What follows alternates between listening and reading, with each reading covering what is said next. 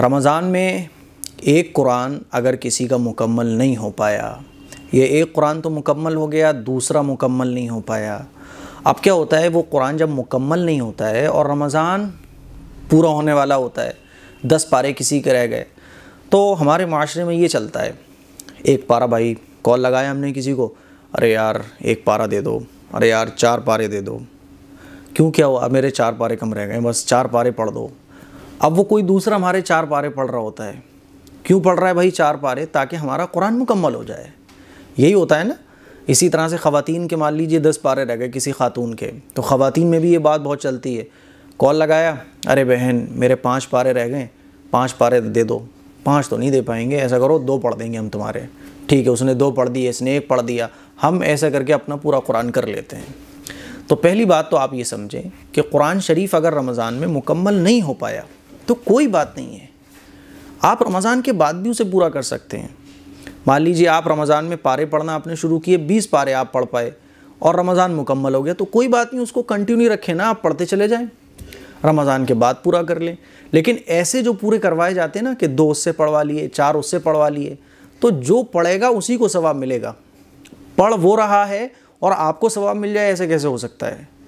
وہ پڑھ رہا ہے تو پڑھنے کا ثواب اس کو ملے گا، آپ نے وہ پارے نہیں پڑھے ہیں تو آپ کو تھوڑی نہ ثواب مل جائے گا۔ آپ جو پڑھ رہے ہیں وہی آپ کا پڑھنا کہلائے گا، جو سامنے والا پڑھ رہا ہے وہ پڑھنا اس کا کہلائے گا۔ ایسا نہیں ہے کہ وہ پڑھ رہا ہے تو یہ پڑھنا اس کا پڑھنا آپ کا پڑھنا کہلائے، نہیں ہو سکتا ایسا، اور ایسا ہوتا بھی نہیں ہے۔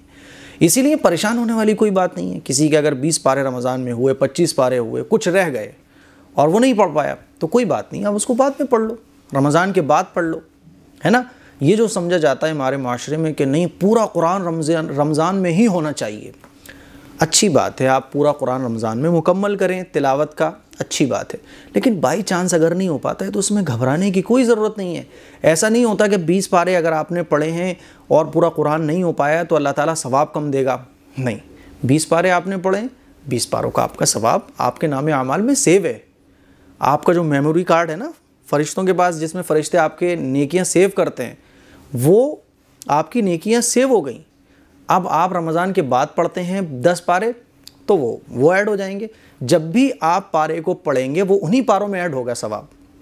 اسی لیے کنفیوز ہماری بہنیں ہو جاتی ہیں، ارے میرے رہ گئے کیا کریں کیا نہ کریں، تو پھر یہ طریقہ چلنے لگتا ہے۔ یہ طریقہ ٹھیک نہیں ہے، جو پڑھے گا پڑھنا اسی کا کہلائے گا، آپ پڑھو گے تو آپ کا پڑھنا کہلائے گا۔ اسی لیے بالکل پریشان ہونے کی ضرورت نہیں ہے۔ رمضان میں قرآن مکمل نہیں ہوا، کوشش یہ کریں ہو جائے، نہیں ہوا تو کوئی بات نہیں، رمضان کے بعد پورا کر لیں۔